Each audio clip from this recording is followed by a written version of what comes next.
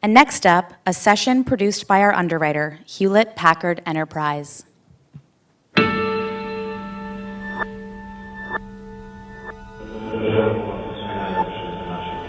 Hartelijke groeten aan iedereen. Konnichiwa. Hola y saludos a todos. Bonjour tout le monde. Hello from the children of planet Earth.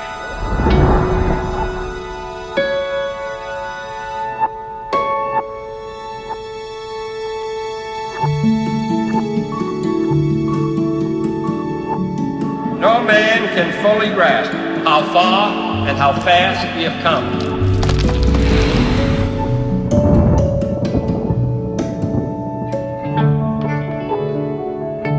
Our progress can be measured not only by the extent of our knowledge, but by increasing awareness of all that remains to be discovered.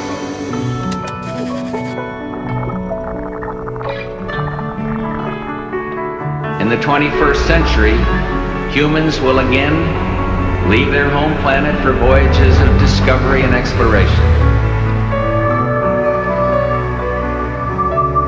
What we find out up there helps us live better lives down here. We'll make steady progress, one mission, one voyage, one landing at a time. Will we respond to the changes of our time with fear? Or will we face the future with confidence in who we are and what we stand for, and the incredible things that we can do together? Please welcome to the stage Kirk Bresniker, Chief Architect and Fellow of Hewlett Packard Labs.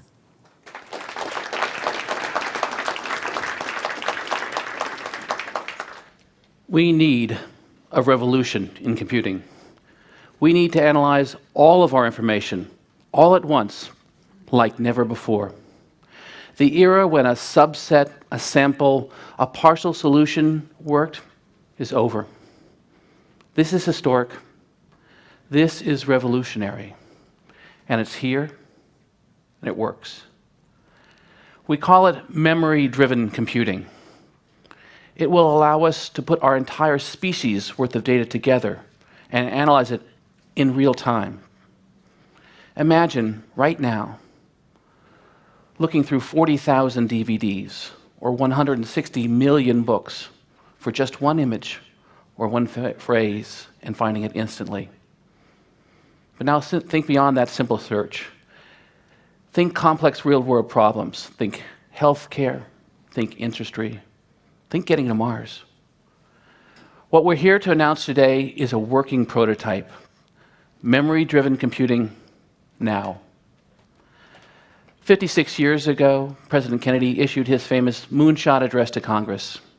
And 8 years later, Armstrong and Aldrin were touching down on the surface of the moon with the aid of computation no more powerful than a pocket calculator. We've improved a lot since then. This device would have been a supercomputer beyond the dreams of those initial rocket scientists. But when we're thinking about exploring our next frontiers, our excitement must be tempered with reality.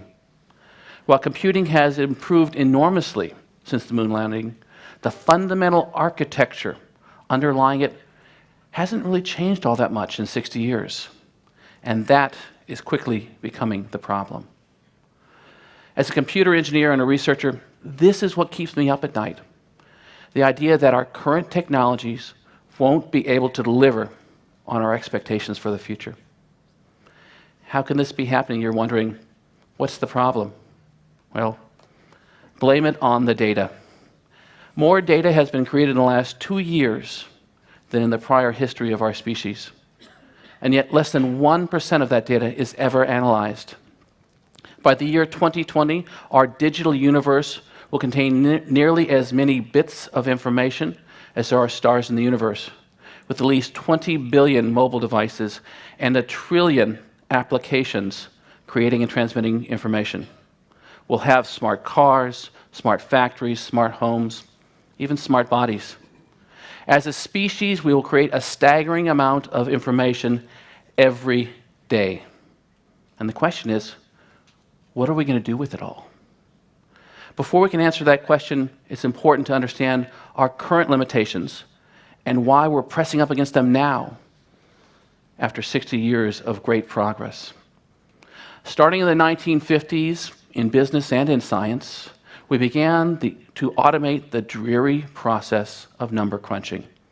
Thinking of a business doing payroll at the end of the month or closing the books at the end of the quarter. Computing made this hand to pencil to ledger process faster, more efficient, automatic, accurate and reliable. Sometimes it took a few days or weeks. Then think of the 90s, and the web and dial-up brought the world to your desktop. 10 years later, and it was in your pocket. The amount of data we created grew exponentially, and our appetite for real-time, always-on information grew to match. In college, my friends and I used to waste whole evenings arguing about misremembered trivia. And now, I'm sorry, Joan Collins was in the original Star Trek, episode 28, season 1, Sitting on the Edge of Forever. Look it up. That 24/7 access stretched our networks and infrastructure to new limits. So we pulled out all the stops to scale.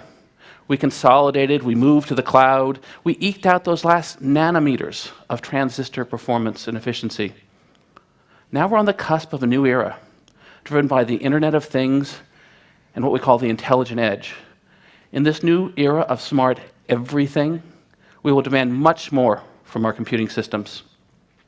We will expect them to process and learn from zettabytes of sensor data and take action immediately. Speed, accuracy, reliability, security will be mission critical.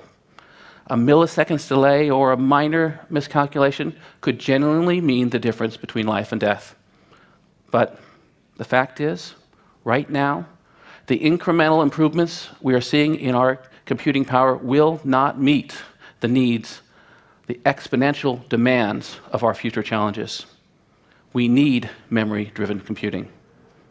The mission to Mars is a perfect way to illustrate the magnitude of this problem. At 20 light minutes away, Mars is too far to rely on communications from Earth for real-time support.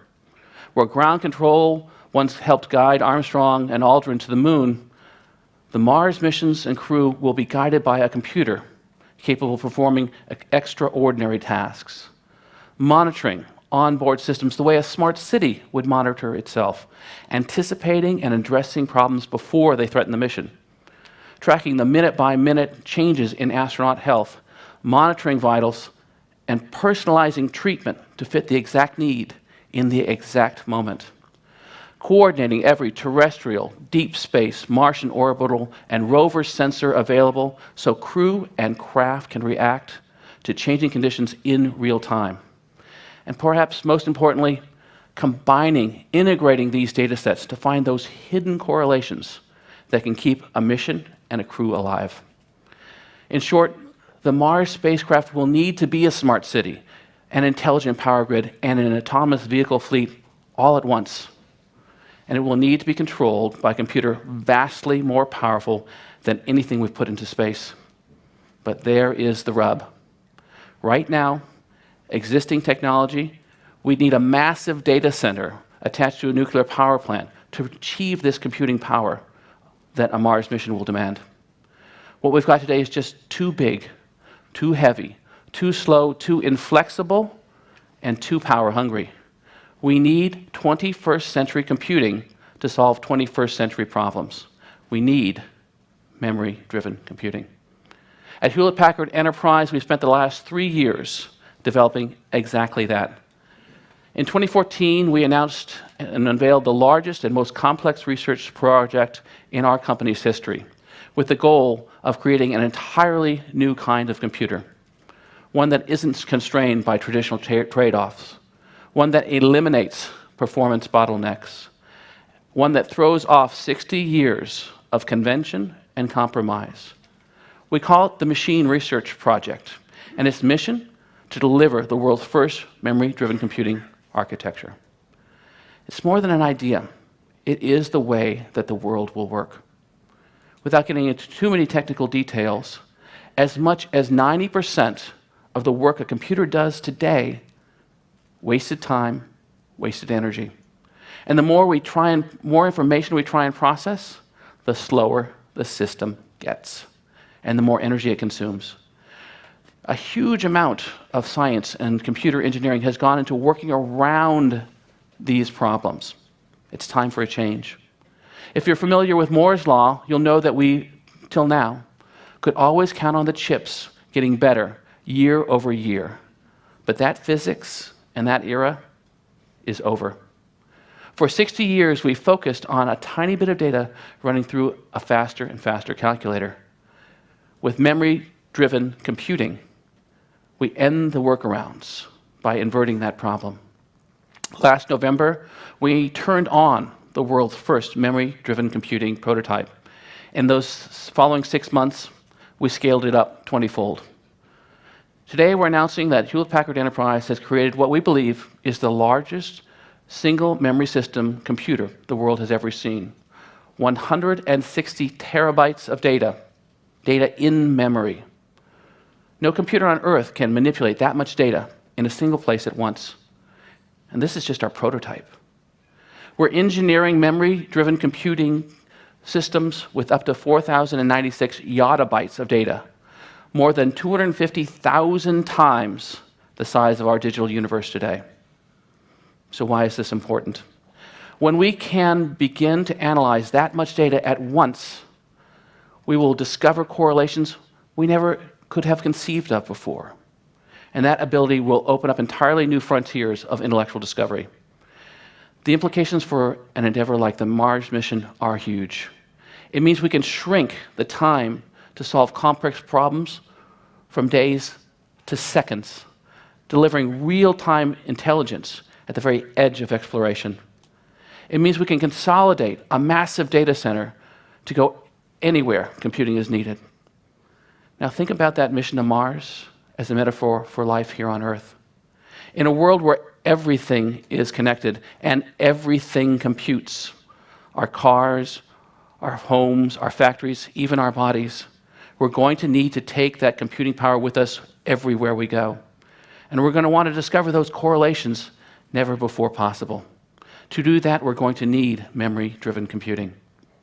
This is our mission at Hewlett Packard Enterprise, to enable a world where everything computes, to bring real-time intelligence to every corner of the Earth and beyond, and to help our world harness that intelligence to answer our toughest questions, tackle our hardest challenges, and help us understand the worlds better around us.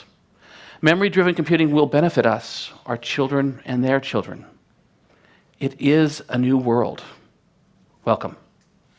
Thank you.